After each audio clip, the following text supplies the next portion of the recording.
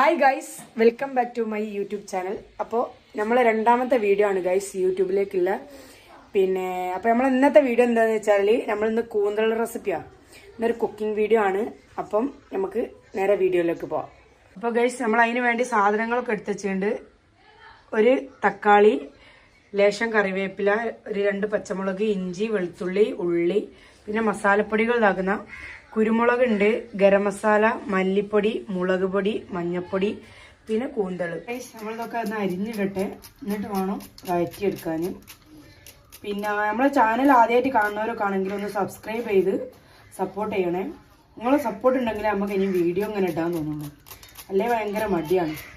അപ്പോൾ ഗൈസ്, നമ്മളെല്ലാം അരിഞ്ഞ് വെച്ചിട്ടുണ്ട്. ഇനി നമുക്ക് ഞാൻ മൺചട്ടിയിലാണ് കേട്ടോ ഗൈസ് വെക്കുന്നത്. ചട്ടി ചൂടാൻ വെച്ചിട്ടുണ്ട്, ചൂടാവട്ടെ. എന്നിട്ട് വേണം വെളിച്ചെണ്ണ ഒഴിക്കാൻ.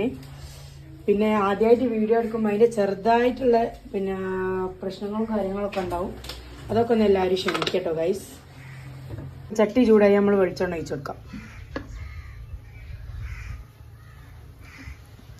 മൺചട്ടിയിൽ വെക്കുന്നതാണ് എനിക്ക് പേഴ്സണലി എനിക്കിഷ്ടം കേട്ടോ ഗൈസ്.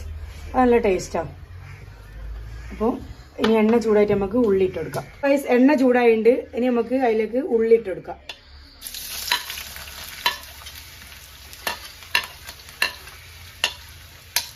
ഇനി ഉള്ളി ഒന്ന് ജസ്റ്റ് ഒന്ന് വഴണ്ട് വരട്ടെ. വെളിച്ചെണ്ണ കിടന്നിട്ട്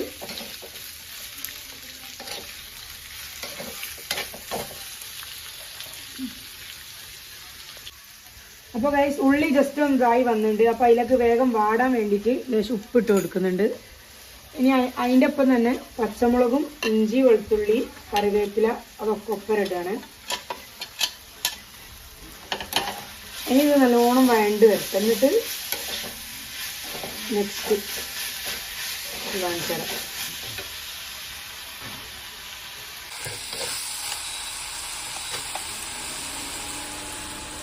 അപ്പോൾ ഗൈസ്, ഉള്ളി നല്ലോണം വഴണ്ട് വന്നിട്ടുണ്ട്. ഇനി നമുക്ക് അതിലേക്ക് തക്കാളി ഇട്ട് കൊടുക്കുക. നല്ല വഴണ്ടതിന് ശേഷമാണ് തക്കാളി ഇട്ട് കൊടുക്കേണ്ടത് കേട്ടോ.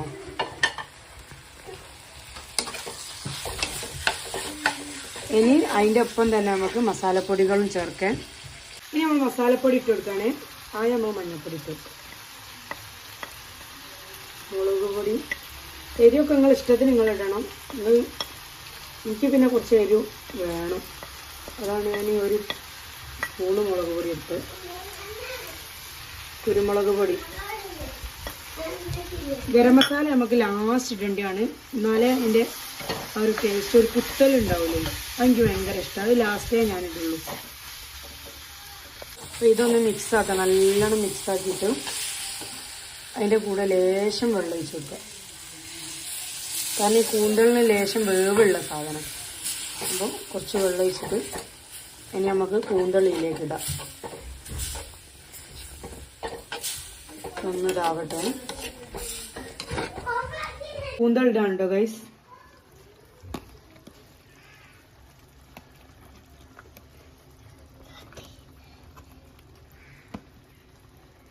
ഇനി നമ്മൾ ഹൈ ഫ്ലെയിമിലിട്ട് ഒരു 5 മിനിറ്റ് നമ്മൾ നല്ല രീതിക്ക് ഒന്ന് വേവിച്ചെടുക്കുക. അത് കഴിഞ്ഞിട്ട് ഒരു 1/4 മണിക്കൂർ അല്ല ഒരു 20 മിനിറ്റെങ്കിലും ലോ ഫ്ലെയിമിലിട്ട് നല്ല സാവകാശം ഇതിങ്ങോട്ട് ഇതാക്കിയെടുക്കണം, വേവിച്ചെടുക്കണം. എന്നപ്പോഴാണ് അതിൻ്റെ ആ ഒരു ടേസ്റ്റൊക്കെ ഇങ്ങോട്ട് കിട്ടുള്ളൂ നമുക്ക്.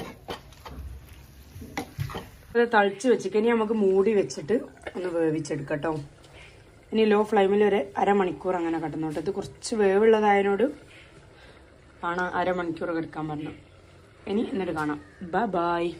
അപ്പോൾ അതാ ഗൈസ്, നീണ്ട 1/2 മണിക്കൂറിന് ശേഷമുള്ള നമ്മളെ കൂന്തലിൻ്റെ കറി ഇങ്ങനെ ആയിരുന്നു. നല്ല തിക്കായിട്ടുള്ള ഗ്രേവിയും ഉണ്ട്.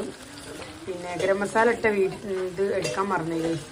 നല്ല മല്ലിച്ചപ്പ് മുറിച്ചിട്ട് നമ്മളെ കറി ഇവിടെ റെഡിയായി. അപ്പോൾ നമ്മൾ ഫ്ലെയിം ഓഫ് ചെയ്യാം. ഇനി ഇത് ലേശം ഒന്ന് ചൂടാറിയിട്ട് നല്ല ചോറിലൊക്കെ ഇട്ടിട്ട് കഴിക്കും. അപ്പോൾ ഗൈസ്, ഇത്രയേ ഉള്ളൂ നമ്മളെ വീഡിയോ. എല്ലാവർക്കും ഇഷ്ടപ്പെടുകയാണെങ്കിൽ ലൈക്ക് ചെയ്യുക, ഷെയർ ചെയ്യുക, സബ്സ്ക്രൈബ് ചെയ്യുക, കൂടെ. അപ്പം ബൈ.